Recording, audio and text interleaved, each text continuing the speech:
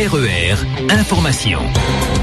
Et avant de retrouver le journal avec Éric Michel, je vous rappelle cet accident toujours en cours à la Petite Île, après le rond-point de Grand-Anse, plus précisément en direction de Grand-Bois. Accident impliquant 3 voitures, que de dégâts matériels, des véhicules qui sont sur la bande d'arrêt d'urgence, mais notez toujours de gros embouteillages dans ce secteur depuis le rond-point de la Petite Île en direction de Saint-Jean également. Et merci à Tiwil de nous avoir appelé au 39 16 16, le service info RER. Tout de suite, le journal présenté par Éric Michel. Bonjour. Bonjour. Attaque à main armée d'une station-service à Cambuston, Saint-André. Les faits se sont déroulés aux alentours de 15h hier. Un individu cagoulé a fait irruption dans le commerce et a exigé la caisse. L'employé lui a alors demandé de venir derrière le comptoir pour se servir. Et c'est à ce moment-là qu'avec l'aide de 2 autres pompistes, ils ont tenté de maîtriser le braqueur.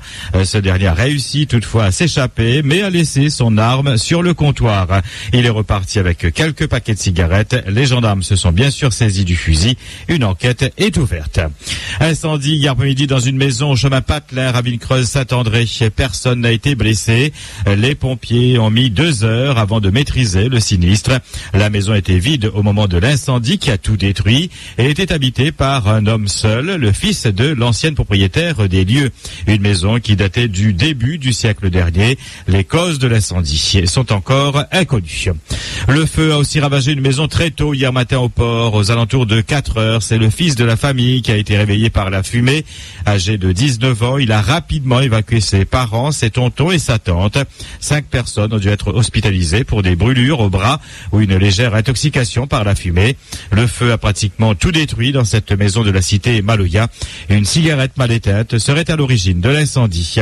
La mairie, les voisins et amis sont venus apporter leur aide à cette famille. RER. Barrage express hier matin au port. Une quinzaine de jeunes ont en effet bloqué le rond-point de la rivière des Galets vers 7h30 et libérés à 8h30 après la venue sur le terrain d'un adjoint qui a pris les noms des manifestants et qui réclamaient des contrats aidés. Une réponse leur sera apportée dans les prochains jours. Rentrée reportée à l'école élémentaire Maya à Commune-Caron, Sainte-Suzanne. Des travaux de rénovation ont été effectués pendant les vacances, mais le nettoyage n'a pas été fait. Il était impossible d'accueillir des enfants dans de telles conditions. La rentrée se fera donc ce jeudi dans cette école. Le projet Espace Océan à Saint-Denis entre dans sa phase concrète. Un projet qui prévoit la construction de 700 logements, 17 000 m² de commerce, 5 400 m² de bureaux et 5 000 m² d'hôtels. 400 millions d'euros sont prévus d'être injectés dans cette réalisation qui sera pilotée par le groupement ICAD Promotion et la Sodiac. Les premiers travaux débuteront en juin-juillet 2013. Le petit marché sera rénové, lui, à partir du mois de juillet. Un nouveau plan de circulation sera mis en place. Par ailleurs, le plan local d'urbanisme sera révisé. Une première réunion publique est prévue demain, mercredi, à la salle polyvalente de la mairie. Caserne toute neuve pour les pompiers de Saint-Joseph. Le nouveau centre d'incendie et de secours a été inauguré hier par Loïc Obled, le directeur de cabinet du préfet, Patrick Le Breton, le député maire de Saint-Joseph, Nassima Dindar, la présidente du conseil général, et le colonel Félix Anténor Abazac, le directeur départemental adjoint du SDIS. La caserne accueille 8 sapeurs-pompiers en permanence à la garde. Elle est située dans le quartier des Grecs et a coûté un peu plus de 2 millions d'euros. À noter aussi qu'une place d'honneur a été inaugurée. Elle a été baptisée Place Anquibou, en hommage à Jean-Bernard Anquibou, ce sapeur-pompier qui a perdu la vie le 18 mars 1993 lors du cross des pompiers de l'Étang-Salé. Une stèle a été dévoilée. RER. 67 ans aujourd'hui que la Réunion est un département français. C'est à la demande des députés Raymond Vergès et Léon de Lepervenche pour la Réunion et Léopold Bissol, Gaston Monerville et Aimé Césaire pour les Antilles que l'Assemblée nationale constituante a adopté le 19 mars 1946 à l'unanimité le rapport numéro 520 érigeant la Guadeloupe, la Guyane, la Martinique et la Réunion en département français. Un changement de statut qui entraînera une une rapide modernisation de l'île, tant dans l'éducation que l'habitat, la santé, la croissance économique. Mais pour l'égalité sociale, il faudra attendre 40 ans plus tard. La société coloniale, avec ses plantations, laissera la place alors à une société de consommation. L'économie est fragile, même si la croissance est forte, elle ne suffit pas à donner de l'activité à une population qui explose démographiquement. L'île est secouée régulièrement d'ailleurs par des manifestations et parfois violentes. Le taux de chômage s'élève à 30%, dont 60% chez les jeunes, pour une population d'un peu plus de 800 000 habitants. Les entreprises sont pour beaucoup dans le rouge, les collectivités sont étranglées financièrement et de plus en plus de voix s'élèvent aujourd'hui pour réclamer un changement de statut et l'autonomie revient sur le tapis. Votre question d'actualité aujourd'hui, La Réunion doit-elle changer de statut? Êtes-vous pour l'autonomie ou l'indépendance? Qu'apporterait un changement de statut au problème de La Réunion? Vos réactions en direct à 9h, 11h et 17h sur le 47 2x33 et le 47 2x34.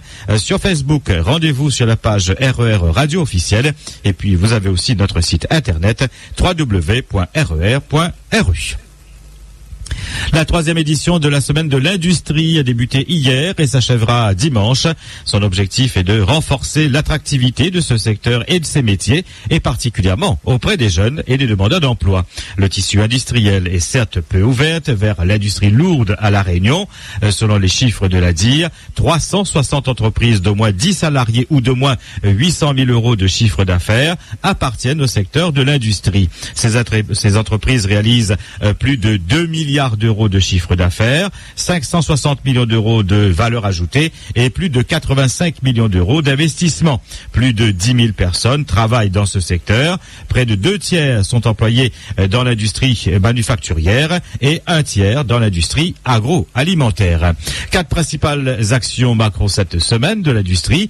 Des visites organisées par l'ADIR et ses adhérents pour les scolaires et pour les demandeurs d'emploi. Une rencontre avec le monde économique au MOCA organisée par la région le 22 mars prochain. La Chambre des métiers et la Chambre de commerce proposeront, elles, des journées Zoom métiers dans les CFA et les centres de formation. Enfin, le MEDEF, en partenariat avec le rectorat, organise mercredi, demain, une conférence au lycée Sainte-Marie regroupant des professeurs d'économie, des élèves de BTS et des chefs d'entreprise. RER. La messe d'intronisation du pape François aura lieu tout à l'heure à 12h30, heure de La Réunion.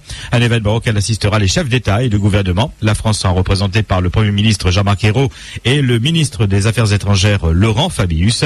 1 million de fidèles sont attendus sur la place Saint-Pierre de Rome. La cérémonie intervient le jour de la Saint-Joseph, patron de l'Église, et sera retransmise sur les télévisions du monde entier. RER.